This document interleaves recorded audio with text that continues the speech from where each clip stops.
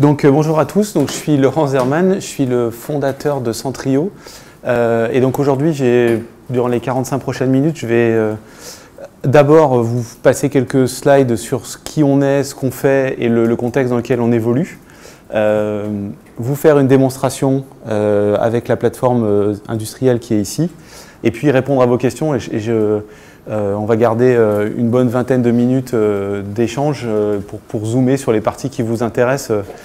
Je vais aujourd'hui vous parler de systèmes industriels, SCADA, ICS.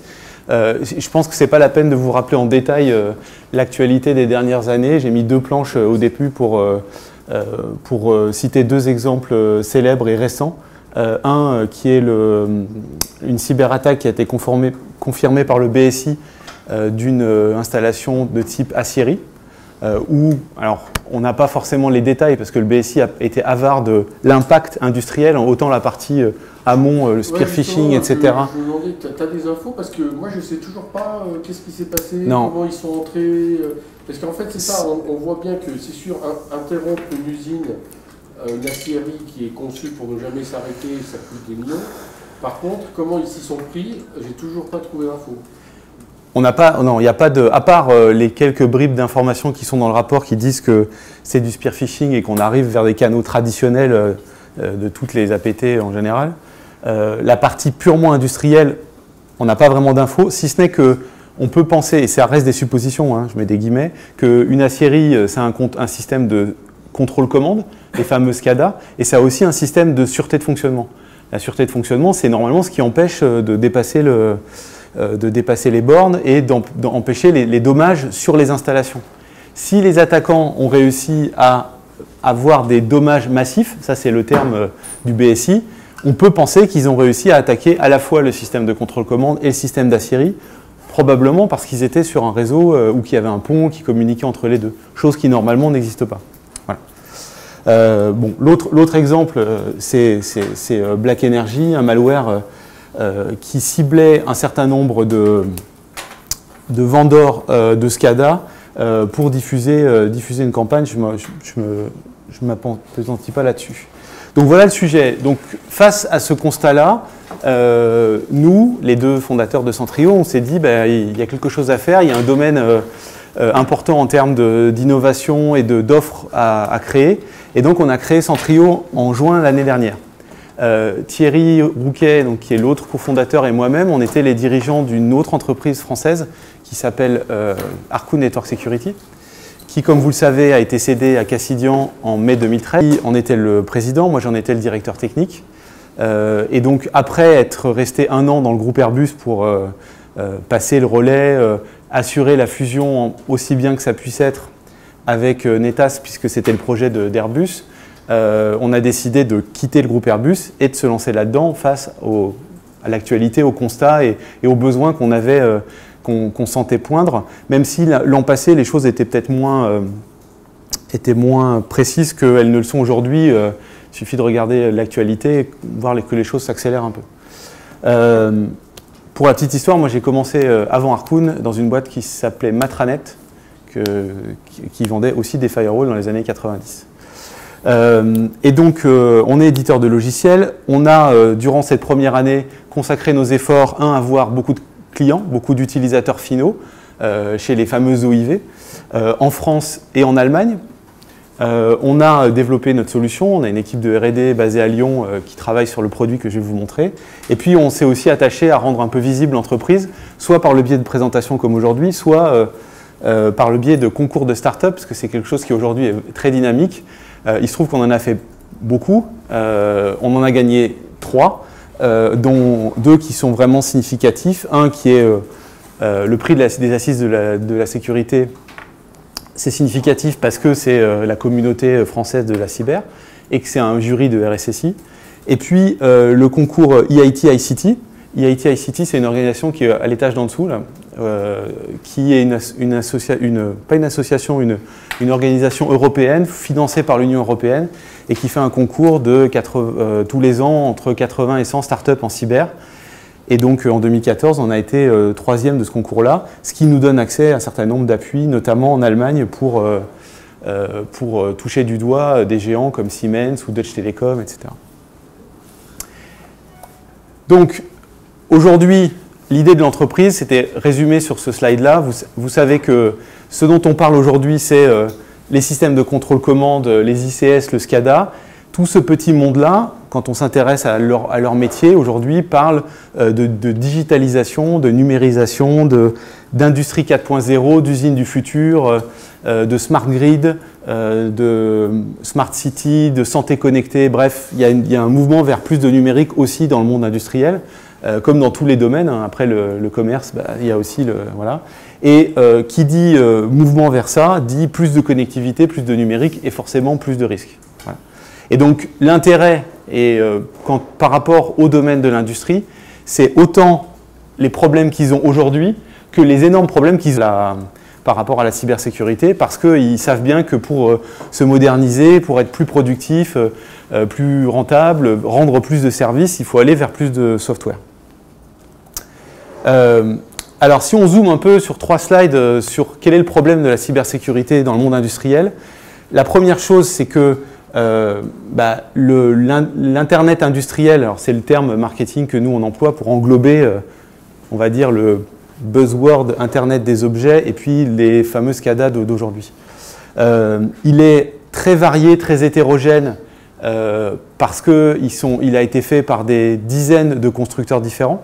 Là, j'ai une plateforme Siemens, mais vous avez, je crois, plus de 80 protocoles industriels différents qui sont recensés, des centaines d'équipementiers qui vendent juste du capteur d'une donnée particulière jusqu'au système entier type Siemens ou Schneider Electric. Donc il est très hétérogène, il y a énormément d'acteurs différents avec une très très grande variété d'installations. Ce qui fait que la surface d'attaque, si on peut parler comme ça, est de plus en plus... Elle est aujourd'hui importante et avec cette numérisation, elle va de plus en plus. Aujourd'hui, il y a un constructeur assez connu qui s'appelle Andres Hauser en Allemagne qui fait des débitmètres pour les installations pétrolières. Dans les débitmètres, il y a un serveur web avec Linux. Vous pouvez vous connecter. Les gens de l'industrie trouvent ça fantastique de pouvoir se connecter sur le serveur web du débitmètre et mesurer le débit du flux de pétrole. Bien évidemment, il n'y a même pas de vulnérabilités qui sont publiées là-dessus. Il n'y a pas de recherches aujourd'hui qui sont réellement faites là-dessus. Mais les gens qui s'y intéressent, notamment j'avais pu croiser un chercheur néerlandais qui travaille dans l'industrie pétrolière, sont atterrés parce que c'est fait à toute vitesse justement pour aller vers plus de numérique sans prendre en compte la sécurité d'une façon ou d'une autre. Il n'y a pas de culture de cybersécurité dans le milieu industriel. Quand on a commencé Centrio, on a fait ce que tout entrepreneur fait, c'est-à-dire aller voir les potentiels clients. On est allé voir des gens de l'automatisme, notamment dans une raffinerie de pétrole dans le sud de la France. Et on a commencé avec un discours, j'allais dire, très cyber, c'est-à-dire à peu près ce que je fais aujourd'hui quand on s'adresse à des gens de sa communauté. Il y a des menaces, il y a des problèmes techniques, donc vous devez vous protéger. Et honnêtement, les gens nous ont écoutés très poliment, mais on a été pris pour des extraterrestres parce que les gens ne voient pas forcément ni risque, ne comprennent pas forcément de quoi on leur parle. Pour eux, leurs installations sont sûres parce qu'ils ont fait, notamment, il y a des processus qui vont couper l'installation si jamais il se passe quelque chose, mais ils n'ont jamais pensé qu'il pouvait y avoir de la malveillance. Et cette logique de malveillance, dans l'industrie, dans le système d'automatisme, elle n'est pas vraiment comprise, ce qui fait que les gens, de prime abord, opposent la sûreté, enfin la safety, et puis la sécurité. Et il faut un peu de pédagogie pour essayer de distinguer les deux et de leur montrer que oui, ok, votre installation, elle va marcher. Par contre, si jamais il se passe quelque chose de mal, elle va se couper, elle va s'arrêter. Mais combien de temps vous allez mettre pour la remettre en route? Est-ce que si un sous-traitant arrête un automate, combien de temps vous allez avoir votre usine arrêtée? Bref, s'il y a vraiment une logique de malveillance, de sabotage ou d'extraction de données, qu'est-ce qui se passe, quoi? Voilà. Et donc ça, c'est un petit schéma qui est assez intéressant pour essayer de segmenter les différentes approches en termes de sécurité. La partie IT qui est très importante dans la partie industrielle, parce qu'aujourd'hui, une station SCADA, c'est un PC sous Windows, qu'on utilise du TCP/IP, de l'Ethernet, enfin, il reste beaucoup d'IT. Mais il y a aussi beaucoup de logique physique et une logique qu'on appelle là OT, c'est un peu un jargon, mais Operational Technology, qui est finalement l'ensemble des deux reliés. Voilà. Et d'ailleurs, il y avait un talk très intéressant à DEF CON que je n'ai pas vu, mais que j'ai vu sur YouTube, qui explique que pour aller jusqu'au bout d'une logique de malveillance, il faut bien maîtriser cette partie physique et la partie procédé. Parce que si vous modifiez un système numérique qui pilote un procédé chimique, par exemple, ce n'est pas évident que vous allez réussir à dérégler réellement le procédé chimique parce qu'il a sa propre inertie, ses propres variables de fonctionnement, etc. Le deuxième problème, c'est que les solutions IT traditionnelles ne matchent pas vraiment avec les contraintes industrielles. Et j'allais dire que je suis bien placé pour le savoir parce que j'en ai fait pendant 15 ans chez Harcourt. Les solutions IT type Firewall, IPS, antivirus, endpoint protection comme StormShield qu'on avait chez Harcourt ou d'autres solutions comme ça sont faites pour bloquer dès le moindre doute. Ce qui veut dire qu'en termes de valeur, vous allez essayer de vous protéger le plus tôt possible et d'empêcher le vecteur malveillant d'arriver, la partie vraiment exploitation d'arriver. Alors que dans le domaine industriel, ça, c'est pas forcément très grave. Par contre, il ne faut surtout pas bloquer le système, il ne faut surtout pas l'empêcher de fonctionner. Et donc, les industriels qu'on a pu rencontrer, il y a un tech dans la salle qui m'a dit, voilà, j'ai eu plus de problèmes avec Symantec dans mon usine à cause de l'installation des patchs de Symantec qu'à cause de tout virus que j'ai eu dans mon usine. Parce que les mises à jour, c'est un enfer, que le rythme est trop élevé, qu'à chaque fois qu'ils mettent à jour, il y a besoin d'un peu plus de CPU, et au final, le PC qui était là, qui était prévu pour durer 10 ans, il n'a plus la puissance requise. Bref, la solution technique de sécurité, elle n'est pas vraiment faite pour le domaine industriel. Sans compter tous ceux qui ne sont pas vraiment connectés à Internet, même s'il y en a, la plupart des systèmes industriels ne sont pas connectés directement sur Internet, donc ne peuvent pas télécharger leur mise à jour. Et le troisième problème qui est plus technique, c'est que les protocoles industriels sont complexes. L'objet de la solution, c'est d'être dans une logique de prévention et de détection. C'est-à-dire qu'on va fournir des informations utiles pour que l'automaticien, le RSSI et l'expert cybersécurité travaillent les uns avec les autres pour améliorer son système. Vous allez voir quoi, notamment par exemple la cartographie de l'ensemble des composants, la cartographie des flux, les mots de passe par défaut ou d'autres données utiles comme ça, qui permettent ensuite de bâtir un plan d'action. Pas ma responsabilité de faire le plan d'action à la place des clients. Par contre, je leur donne toutes les infos nécessaires à faire ce plan d'action en collaboration entre les gens de l'usine et les gens du risque, entre guillemets, du risque informatique. Et ensuite d'être dans une logique de détection parce que la solution permet de détecter les comportements anormaux et vous montre en fait ce qui dévie du standard que vous avez établi au moment où vous avez mis en production entre guillemets le système et ce qui permet de voir les différents comportements du système évoluer, sachant qu'on est dans un réseau machine to machine et qu'en règle générale les comportements réseau des machines sont assez stables. Ça dépend forcément des procédés qu'on supervise. L'arrêt annuel, on n'arrivera pas à le détecter, à le capturer tout de suite. Par contre, le comportement standard, il sera capturé par le système. Alors, comment ça marche? Je crois qu'il me reste 2 slides. Avant de passer à la démo, on part d'un système de contrôle industriel. En général, les réseaux industriels sont découpés en différents niveaux fonctionnels. Réseau de terrain, on va trouver les capteurs, les actionneurs, les moteurs, les pompes, les fameux débitmètres dont je parlais tout à l'heure.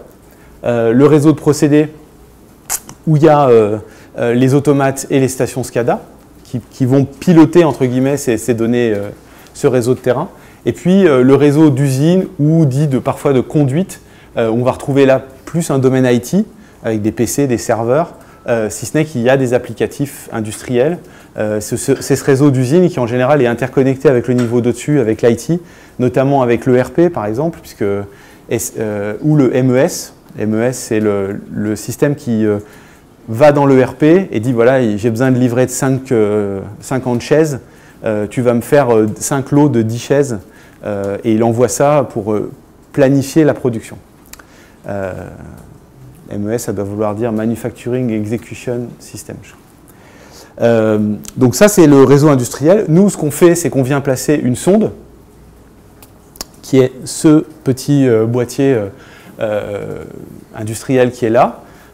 Et la sonde, en fait, elle se met en écoute sur le réseau. Elle écoute de façon complètement passive les flux du réseau. Elle analyse les protocoles industriels dont je parlais avant. Et elle envoie tout ça à un point central, qui est ce qu'on appelle le center. Et sur ce center, en fait, il y a 2 flux de travail. Le premier, c'est celui qui consiste à construire de façon complètement dynamique l'inventaire du système industriel et de le représenter dans l'outil que je vais vous présenter. Ce qui permet de rentrer dans cette logique de prévention dont je parlais tout à l'heure. Le terme consacré dans ce domaine-là, c'est Situational Awareness. Je sais, c'est un terme qui vient de la défense. Je sais complètement, je suis omniscient sur mon système, je le maîtrise de A à Z et j'en connais toutes les propriétés. Et grâce à ça, je rentre dans une logique où mon RSSI peut discuter avec mon automaticien, le control engineer qui est là. Pourquoi? Parce que souvent les RSSI sont handicapés parce qu'ils n'ont pas forcément de contact ou de culture commune avec les gens de la technique. On a vu pas mal de RSSI qui nous ont dit j'aimerais démarrer un projet de sécurité de mon système de contrôle commande. Par contre, je n'ai pas d'outils à recommander à mes collègues du système d'automatisme qui soient suffisamment simples à utiliser pour qu'eux l'utilisent et me fournissent les données dont j'ai besoin moi en tant qu'RSSI pour faire une analyse de risque. Parce que les outils IT, on en a parlé, sont trop techniques, ils ont été faits pour des experts. Un firewall ou une sonde IT, c'est des logs, des règles, des signatures, tout ça, c'est des choses qui ne parlent pas à un ingénieur de contrôle commande. Et puis, le deuxième flux, c'est cette partie détection où on vient enregistrer tout le comportement du système, mettre ça dans des points de référence et ensuite pouvoir faire les différences entre le comportement courant et le point de référence. Et là, rentrer dans une logique plus de détection où on va s'adresser aussi à la partie automatisme, mais aussi à la partie cybersécurity expert qui est là, c'est-à-dire l'homme du SOC, l'homme de la supervision, celui qui aujourd'hui n'a pas mis plus les pieds dans le réseau industriel et a besoin de savoir ce qui s'y passe parce que l'objectif d'un SOC, c'est de monitorer tous les réseaux de l'entreprise et aujourd'hui, dans la partie industrielle, ils n'y sont pas. Au niveau de l'architecture, on déploie donc les sondes aux endroits les plus significatifs, en général en commençant par ces 2 éléments, ces 2 sondes qui sont là, sur ce schéma, c'est-à-dire juste derrière le réseau SCADA, enfin le serveur SCADA. Le serveur SCADA, il a vocation à voir l'ensemble du système industriel, à voir l'ensemble des automates et l'ensemble des autres machines qui discutent sur le réseau. Et donc du coup, c'est un bon point pour commencer à établir cette cartographie. En général, ce serveur SCADA est connecté à un switch.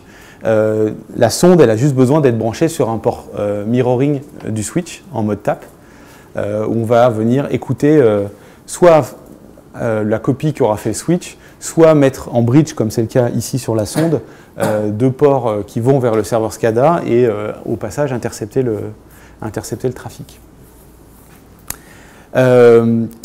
Après, le positionnement des sondes, c'est un vrai travail de conseil, d'analyse.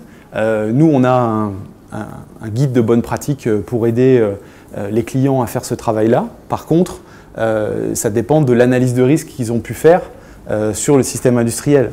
Si vous avez des kilomètres de parking, comme dans un aéroport, ou des kilomètres de voies ferrées ou de voies urbaines, comme dans un tramway, un train, un bus, etc., forcément, ces réseaux très étendus, ils peuvent être attaqués. Et donc, le réseau de terrain dont je parlais, il est là. Et celui-là, il faudrait surveiller pour vérifier que personne ne remonte vers le réseau industriel. Si vous êtes dans le manufacturing et que le réseau de terrain, c'est un robot qui a un fil un câble Ethernet et que derrière il y a l'automate, ça ne sert à rien de mettre une sonde entre les deux parce qu'il n'y a pas de risque. Voilà. Ça dépend un peu de la topologie du réseau et du... Voilà. En général, on met à peu près une sonde par switch, ce qui est déjà pas mal. Alors, pour conclure, avant de passer à la démo, on a beaucoup travaillé sur la technologie. Il y a plein de choses intéressantes dont on pourra parler. Il y a trois choses qui me semblaient intéressantes à vous montrer, à vous dire.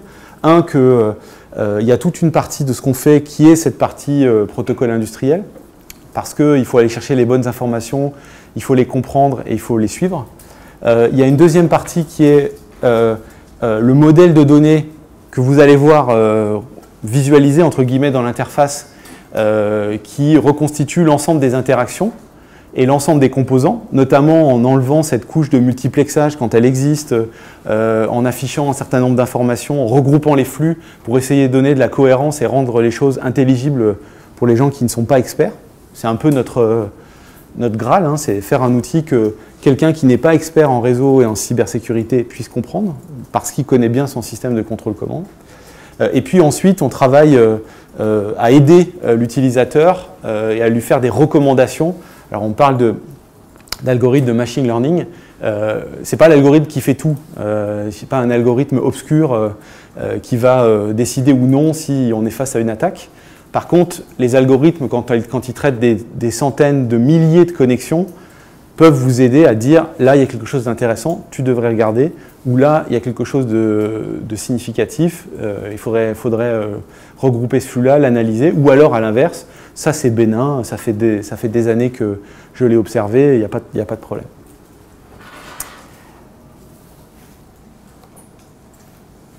Je vais passer à la partie démonstration. Donc en fait, la plateforme que vous avez là, c'est une plateforme de formation et de démonstration de Siemens, que Siemens utilise dans ses formations. Elle est composée en fait donc, de 100% de matériel Siemens, une alimentation qui convertit le 220 en 24 volts, hein, puisque tout est alimenté en courant continu dans cette armoire, un automate S7-300, qui est l'automate, qui est le cerveau entre guillemets du système. Cet automate-là, il a été déployé à des milliers, voire des millions d'exemplaires par Siemens. C'est notamment celui-là qui était au cœur des fameuses centrifugeuses iraniennes. Un module de communication qui permet d'ajouter un port de communication. Alors, je ne m'en sers pas dans la démo, mais ça permet de donner un port supplémentaire Ethernet à l'automate pour que l'automate soit en pont entre deux réseaux, si c'était nécessaire. Un switch. Tout ce qu'il y a de plus classique, hein, c'est un switch Ethernet, malheureusement non manageable, donc je ne peux pas lui demander de me faire une copie du trafic dans le cadre de ma démo, mais c'est un switch Ethernet Siemens, si ce n'est qu'il est vendu pour être résistant, que vous pouvez le laisser tomber par terre, ça reste un switch. Et en dessous, en fait, ce qu'on appelle deux modules d'entrée-sortie, qui sont les modules qui vont réellement actionner la partie électrique. C'est-à-dire que autant les relais que vous voyez en dessous, bah, c'est des éléments électriques, hein, il n'y a rien d'informatique ou de logiciel là-dedans. On le renvoie du 24 volts, il s'allume, il s'éteigne. Et derrière, potentiellement, ils ouvrent ou ils ferment comme un interrupteur une partie d'électricité de puissance, un moteur, une vanne, une pompe, enfin quelque chose de physique. Et le module d'entrée-sortie, en fait, c'est le dernier élément logique, software, qui contrôle ce monde physique qui est en dessous. Pourquoi il y a deux modules? Parce qu'encore une fois, entre les deux, il peut y avoir des kilomètres. Dans certains domaines industriels, il y a des kilomètres entre les deux. Dans certains autres domaines, il n'y a pas de kilomètres, et donc du coup, il n'y a qu'un seul boîtier. Il y a des versions où tout est compressé dans un seul châssis. Celui-là, il fonctionne en Profibus. C'est le câble violet que vous voyez ici, qui est une liaison RS485. C'est du série, en fait, là.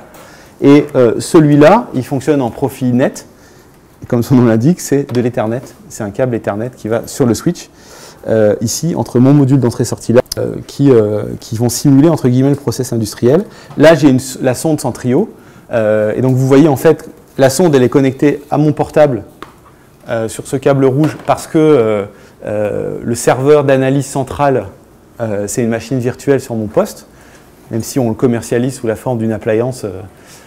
Pour l'instant, pour les fins de la démo, c'était déjà assez lourd le métro avec les 25 kg de valise. Et puis ici, en fait, comme je ne suis pas en switch managé, je me suis mis en coupure devant l'automate. C'est-à-dire que j'ai 2 ports qui font tap devant l'automate. Et donc tout ce qui rentre et qui sort de l'automate, je vais le voir dans la sonde et je vais pouvoir l'utiliser dans mon outil.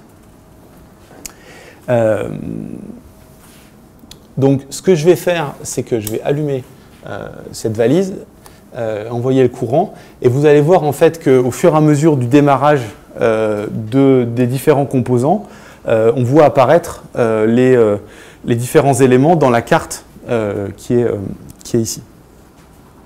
À côté de ça, pendant que ça démarre, j'ai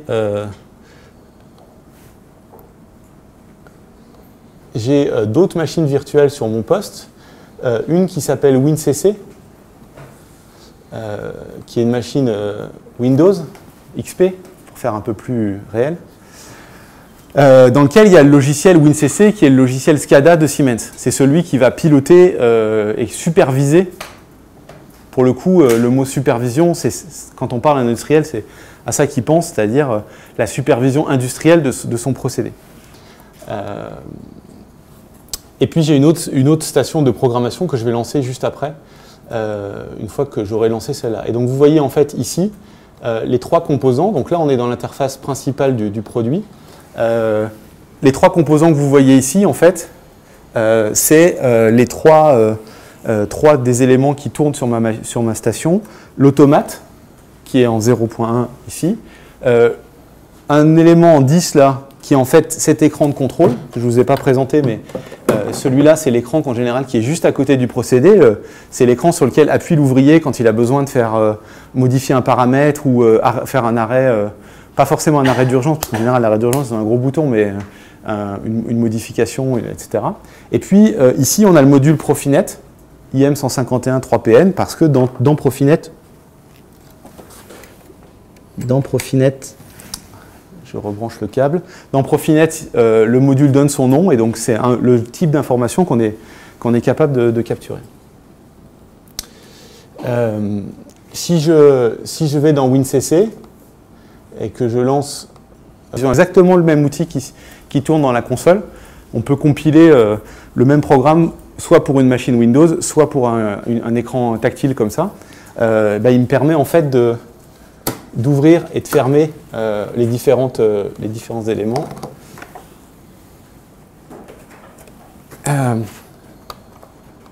Et de reprogrammer les différents éléments ou de lancer le petit cycle, entre guillemets, qui est simulé ici. C'est un cycle de programmation linéaire où on voit que j'allume, entre guillemets, les entrées de 1 à 0, de 1 à 10, de 7 à 0 plutôt, en compte à rebours. Et après, je les éteins dans l'ordre. Voilà.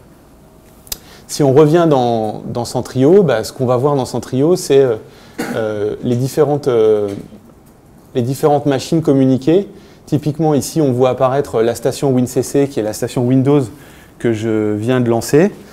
Si je regarde le flux qui est ici, on va pouvoir voir les différentes communications qui circulent à l'intérieur de ce flux-là.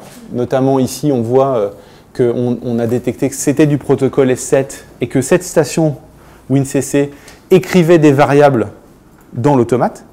L'écriture de variables, c'est ce qui lui permet d'ouvrir et de fermer les boutons. Là, quand j'appuie sur Output 2 ou 1, c'est ce qui allume ou ferme les variables.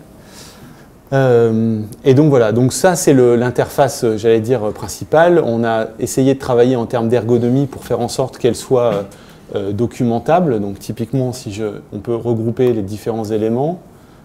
Ici, créer un groupe. On va mettre process. Ici, sur le groupe, je peux on ne voit pas très bien sur le rétro, mais je peux lui assigner une petite couleur. Je peux éditer le groupe, mettre une description, essayer de qualifier le niveau de risque industriel du groupe, mettre des commentaires si j'ai envie, lui assigner des nouvelles propriétés, comme par exemple la personne, on ne voit rien du tout sur cet écran, la personne qui en est responsable, ou la personne qui en est le manager, ou l'endroit de ce groupe-là, physique, puisque et donc du coup documenter au fur et à mesure sa cartographie. avec l'outil qui a été découvert et qui donc du coup correspond réellement aux données du terrain. On n'est pas en train d'ajouter, et vous avez vu qu'il n'y a pas de bouton Add, on ne peut pas ajouter un élément, on ne cartographie que les éléments qu'on a appris au travers de l'écoute du réseau. Si je continue le petit...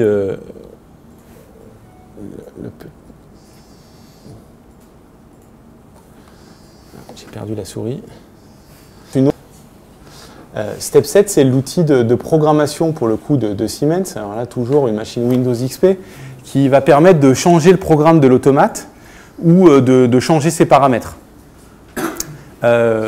Step 7, c'est l'outil qui est utilisé par l'intégrateur en termes d'automatisme, celui qui fait la maintenance du système industriel, qui va potentiellement changer une partie du système. Donc c'est un outil, encore une fois, un outil Siemens qui permet de programmer tout ça. On retombe dans la logique d'écosystème dont je parlais tout à l'heure. Et donc sur cette solution Siemens, vous allez voir qu'en fait on peut venir consulter des informations sur l'automate ou télécharger le programme de l'automate.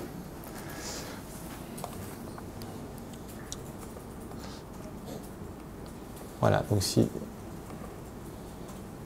je viens là, en fait, donc vous avez vu que mon automaticien, il a appelé son automate Simatic 301 entre parenthèses 1, probablement parce qu'il a fait un copier-coller de projet ou je ne sais quoi, et quand il vient télécharger ses paramètres d'automatisme, on voit un certain nombre d'informations, le numéro, donc le nom du système, son nom qui est la référence du modèle commercial Siemens, CPU 315-2, son numéro de série, son numéro de firmware, bref, tout un tas d'informations intéressantes d'un point de vue de la cybersécurité. Et comme vous l'avez sûrement deviné, en fait, c'est le type typiquement d'informations qu'on vient capturer dans la solution Centrio. Ici, on retrouve cette station Simatic qui est ici. Je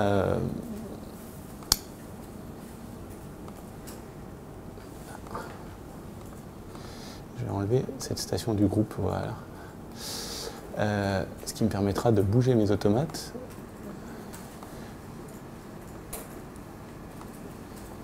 Et donc là, on a les deux stations de programmation qui sont deux stations Windows, qui permet, voilà. Et donc ici, vous voyez en fait que autant avant, j'avais un automate Siemens parce que j'en ai reconnu l'adresse MAC et une adresse IP parce que j'ai observé l'adresse IP. Maintenant, en fait, comme j'ai décodé à l'intérieur de S7 certaines propriétés, j'ai le nom de l'automate. Tel que l'automaticien l'a conçu. Et puis, quand je vais dans les détails, en fait, on voit ici la version du firmware 2.5, la version du hardware, presque toutes les propriétés qui sont utiles à mon automate. Et j'ai aussi les différentes vulnérabilités, parce que comme on a la version base, et découvrir de façon passive les vulnérabilités qui s'appliquent au système, puisque je sais qu'il est en 2.5, donc je sais qu'il a telle et telle vulnérabilité. Voilà, donc ça c'est la partie, j'allais dire, la démonstration du produit. On a bien évidemment toutes ces informations sous la forme de log qu'on peut envoyer dans un SIEM ou dans une base de données de log. On a des rapports, soit sous forme Excel, soit sous forme HTML imprimable, qui vous permettent d'accéder de façon consolidée à toutes ces informations et de les exporter, de les retraiter dans Excel comme bon vous semble, ce qui peut être utile. Et puis ici, on a dans la partie, dans la carte, un mode qui s'appelle le mode monitor. Pour ceux qui ont déjà vu la démo, c'est ça qui a changé. Qui permet en fait d'enregistrer, alors c'est pas très visible avec le rétro qui mange les différentes couleurs, mais vous regarderez sur mon écran tout à l'heure. Et en fait, on vient enregistrer une référence, donc c'est une espèce de photo instantanée de toutes les propriétés du système, toutes les communications, tous les types de messages qui sont échangés avec les différents éléments. Ça, par exemple, je vais l'appeler état standard.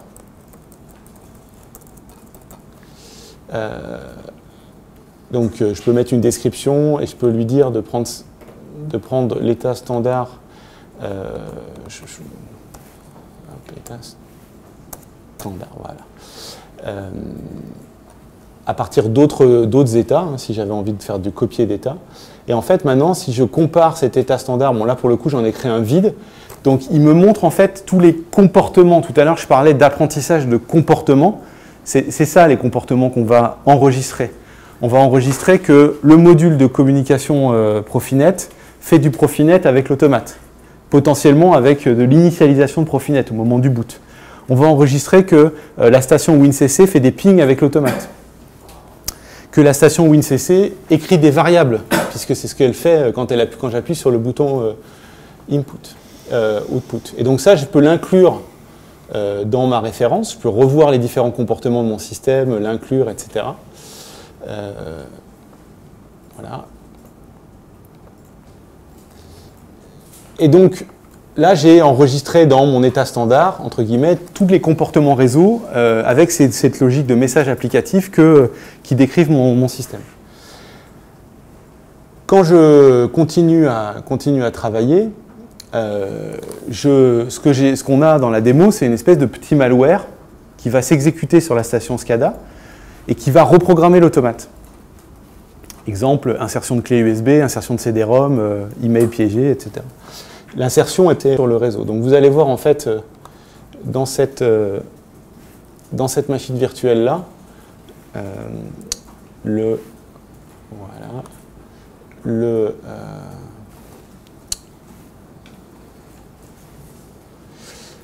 malware s'exécutait. Donc comme c'est une machine virtuelle, j'ai un tout petit script dans lequel je lance le bout de script Python qui vient reprogrammer l'automate. Là, rien ne se passe. Hein. Le module de SCADA dans lequel il y a devant un automaticien permet toujours de contrôler le système. Sauf que quand on lance le cycle, en fait, on se rend compte que le cycle qui était ici est complètement perturbé. Autant tout à l'heure, j'allumais les lumières dans l'ordre, autant maintenant, les lumières s'allument dans le désordre, dans un désordre complet. Ce qui veut dire que mon petit malware, il a reprogrammé l'automate pour changer le bloc de programmation terrain, en fait, ce qui se passe réellement sur le terrain, sur le process industriel.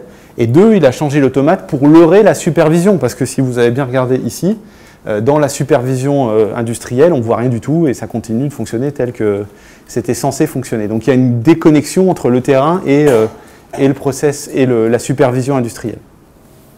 Si on retourne dans la solution Centrio, dans la partie cartographie pure et dure, on voit apparaître en termes de traçabilité ces messages de reprogrammation. Et puis surtout dans la partie plus détection, on va être capable de comparer l'état courant avec l'état que j'avais appelé standard et voir en fait de façon très visuelle d'abord, parce qu'il faut imaginer qu'il y a des centaines de composants dans cette carte. Et ensuite, quand on demande le détail, et voir que là, il y a un nouveau comportement qui vient d'apparaître. La station de supervision reprogramme l'automate, l'arrête, le démarre. Et donc ça, c'est quelque chose qui n'était pas enregistré comme un état de référence et qui doit être revu par l'automaticien d'abord, son collègue de la cybersécurité, pour savoir si oui ou non c'est normal. Voilà. Je crois que j'ai fait le tour de ma petite démo. Si vous avez des questions. Moi, j'ai une question. Du coup, déjà, je trouve que c'est superbe. Et je me demande pourquoi les gens qui font ces équipements-là n'ont pas déjà inclus ce type de... Et alors, même qui sont intéressés par récupérer... Security by design. Alors, ils sont comme dit Hervé, ils ont beaucoup d'efforts déjà pour faire un peu de security by design, de changer leur stack d'authentification, d'enlever tous les mots de passe par défaut, de couper par défaut le serveur web ou le serveur FTP ou c'est admin, enfin tout un tas de choses qu'ils font. Ils ajoutent des fonctions de sécurité type filtrage, ACL. Après, dans ce qu'on fait nous, comme nous on est dans une logique plus de supervision et de contrôle, il faut que ça soit multi-constructeur pour que ça ait du sens, parce que l'utilisateur il ne va pas avoir un système une sonde de sécurité Siemens, voilà. Et donc nous on est le pont entre tous ces mondes qui sont souvent très îlotés, quoi. Donc oui, c'est vrai que ça permet en plus d'avoir un contrôle, c'est pas Siemens qui développe. Après voilà, c'est toujours mieux. C'est toujours mieux d'avoir un third party comme éditeur de sécurité. Ouais. D'autres questions?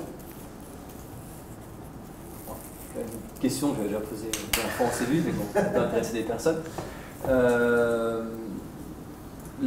Donc, qu'est-ce qui garantit que quelqu'un ne réussisse pas à pirater les équipements que vous avez ici, je pense que vous avez des petits Linux embarqués, et rebondissent sur le réseau après, dans l'autre sens? Alors, c'est vrai que une des questions qu'on nous pose souvent, c'est écoutez, votre truc, c'est bien, c'est même très bien, si ce n'est que, effectivement, avant, on avait des systèmes industriels qui étaient complètement isolés, parce que certes, ils avaient un réseau, mais c'était des bulles en soi. Et puis je me baladais avec des clés USB pour les maintenir, mais au moins c'était des bulles. Et maintenant je mets des sondes et je les interconnecte en fait tous au travers des sondes. Et donc on n'a pas ce modèle-là, mais on est en train de travailler sur un modèle d'une sonde qui intègre un mécanisme de diode optique qui fait que de façon optique, on ne puisse pas, nous, sonde, envoyer quoi que ce soit sur le réseau qu'on écoute. C'est-à-dire qu'on pourra écouter, parce qu'on a les RX des fibres. Par contre, on n'aura pas sur la carte de contrôle les TX et donc du coup, on ne pourra pas envoyer d'informations sur le réseau industriel pour garantir une étanchéité, etc. À ça s'ajoutent des conteneurs logiciels, du chiffrement dans la communication, l'authentification forte sur le produit, etc., etc. Mais ça, c'est plus traditionnel. Et une certification, bien sûr. Comme vous avez beaucoup d'expérience dans les pare-feux, on pourrait se demander pourquoi vous avez fait un outil de supervision plutôt qu'un outil de pare-feu. Parce que finalement, on pourrait se dire la sécurité dans le cycle de développement, on n'y arrivera pas. C'est un échec. C'est un Suisse. Et la supervision, c'est bien, à condition qu'il y ait quelqu'un derrière qui supervise. Donc, il ne faut pas que ça finisse sur un SMS que personne ne consulte. Donc, pourquoi avoir choisi le parti, c'est plus une question.